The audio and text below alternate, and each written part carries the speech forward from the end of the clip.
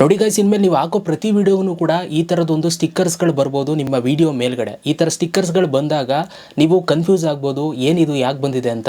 ಇವತ್ತು ನಾನು ನಿಮಗೆ ತುಂಬ ಇಂಪಾರ್ಟೆಂಟ್ ವಿಡಿಯೋ ಇದು. ಯಾವ ಸ್ಟಿಕ್ಕರ್ ಬಂದರೆ ಆ ವಿಡಿಯೋಗೆ ಏನು ಸಮಸ್ಯೆ ಆಗಿದೆ ಅನ್ನೋದನ್ನ ನೀವು ಕಂಡುಹಿಡಿಬೋದು, ಆಯಿತಾ.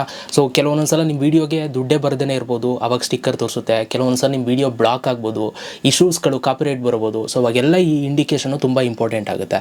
ಈಗ ಯೂಟ್ಯೂಬಲ್ಲಿ ಇದು ಹೊಸ್ದಾಗಿ ಬಂದಿರುವಂಥ ಫೀಚರು.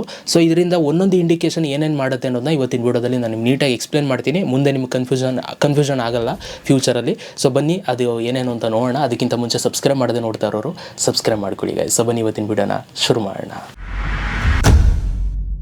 ಓಕೆ, ಸೊ ಗೈಸ್, ಇವಾಗ ನಿಮ್ಮ ಒಂದು YT ಸ್ಟುಡಿಯೋ ಆ್ಯಪನ್ನು ಓಪನ್ ಮಾಡಿಕೊಂಡು ನೀವು ಕಂಟೆಂಟ್ ಮೇಲೆ ಕ್ಲಿಕ್ನ ಮಾಡಿದ್ರೆ ಅಲ್ಲಿ ನಿಮಗೆ ಮೇಲ್ಗಡೆನೆ ಎಲ್ಲ ವೀಡಿಯೋಸ್ಗಳಿಗೂ ಕೂಡ ಇವಾಗ ಈ ಒಂದು ಹೊಸದು ಒಂದು ಸಿಂಬಲ್ಸ್ಗಳು ತೋರಿಸ್ತಾ ಇರುತ್ತೆ. ಒಂದ್ಸಲ ಚೆಕ್ ಮಾಡಿ ನೋಡ್ಕೊಳ್ಳಿ.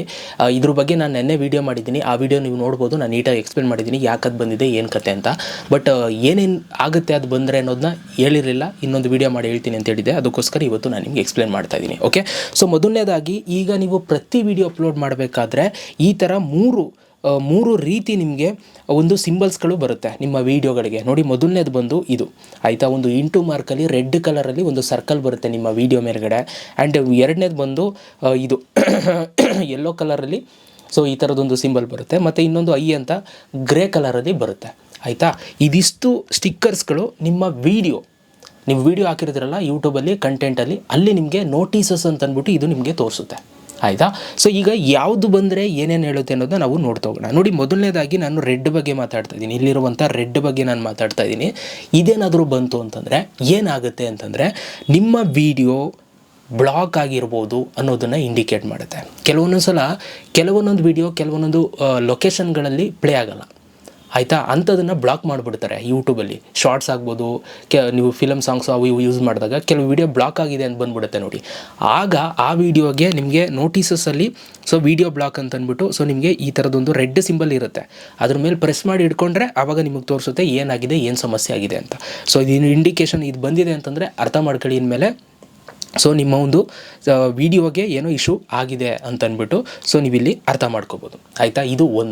ಇದನ್ನು ಇಂಡಿಕೇಟ್ ಮಾಡುತ್ತೆ. ಮತ್ತು ಈಗ ನೀವು ಯಾವುದೋ ಒಂದು ವೀಡಿಯೋ ಹಾಕಿರ್ತೀರ, ಆ ವಿಡಿಯೋಗೆ ದುಡ್ಡೇ ಬರಲ್ಲ ಅಂತ ಅನ್ಕೊಳ್ಳಿ. ನೀವು ಆ ಥರದ್ದು ಒಂದು ವೀಡಿಯೋ ಮಾಡಿಬಿಟ್ಟಿದ್ದೀರಾ ಕಾಪಿರೈಟ್ ಕಂಟೆಂಟ್ ಅಂತಂದರೆ ಆವಾಗಲೂ ಕೂಡ ನಿಮ್ಗೆ ಈ ಥರದೊಂದು ರೆಡ್ ಸಿಂಬಲ್ಲೇ ತೋರಿಸುತ್ತೆ.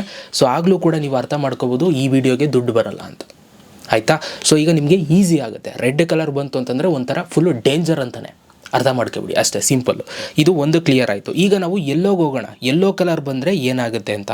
ಸೊ ನೋಡಿ, ಯೆಲ್ಲೋ ಕಲರ್ ಬಂದರೆ ಇದಕ್ಕೆ ನಿಮ್ಮ ವೀಡಿಯೋಗಳಿಗೆ ಅಡ್ವರ್ಟೈಸ್ಮೆಂಟ್ಸ್ಗಳು ಬರುತ್ತಲ್ಲ, ನೀವು ನಿಮ್ಮ ಯೂಟ್ಯೂಬ್ ಚಾನಲ್ ಮಾನಿಟೈಸೇಷನ್ ಆನ್ ಆಗಿದ್ದರೆ ಅಡ್ವರ್ಟೈಸ್ಮೆಂಟ್ಸ್ಗಳು ಬರುತ್ತಲ್ಲ, ಸೊ ಅದು ಲಿಮಿಟ್ ಮಾಡ್ತಾರೆ, ಅಂದರೆ ಕಡಿಮೆ ಮಾಡ್ತಾರೆ. ಈಗ ಒಂದು 10 ಅಡ್ವರ್ಟೈಸ್ಮೆಂಟ್ಸ್ ಬರ್ತಿತ್ತು ಅಂತ ಅಂದ್ಕೊಳ್ಳಿ ನಿಮ್ಮ ವೀಡಿಯೋಗೆ, ಅಲ್ಲಿ 2 ಅಡ್ವರ್ಟೈಸ್ಮೆಂಟ್ಸ್ ಮಾತ್ರ ಕೊಡ್ತಾರೆ, ಆಯಿತಾ. ಆವಾಗ ನಿಮ್ಗೆ ಏನಾಗುತ್ತೆ, ಆಟೋಮೆಟಿಕಲಿ ನಿಮ್ಮ ಅರ್ನಿಂಗ್ಸು ಡೌನ್ ಆಗಿಬಿಡುತ್ತೆ. ಯಾಕೆ ಅಂತಂದರೆ ಯೂಟ್ಯೂಬರು ಆ್ಯಡ್ಸೇ ಕೊಡ್ತಾರಲ್ಲ.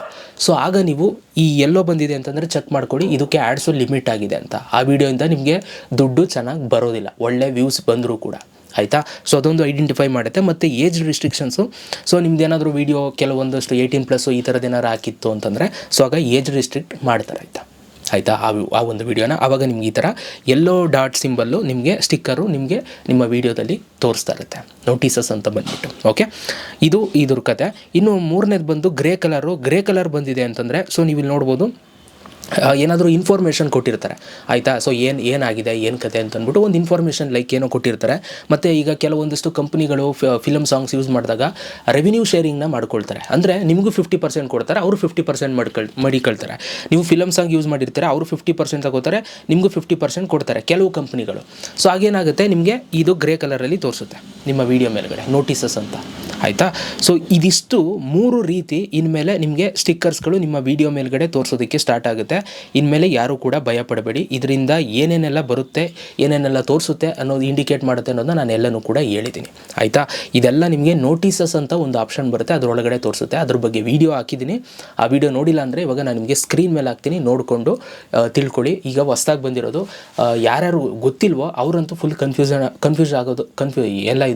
ಕನ್ಫ್ಯೂಷನ್ ಆಗೋದಂತೂ ಪಕ್ಕ, ಆಯಿತಾ. ಸೊ ಹಾಗಾಗಿ ಮೊದಲು ಹೋಗಿ ಇದನ್ನು ಹೊಸ ಆಪ್ಷನ್ನು ಇದನ್ನು ನೋಡ್ಕೊಳ್ಳಿ.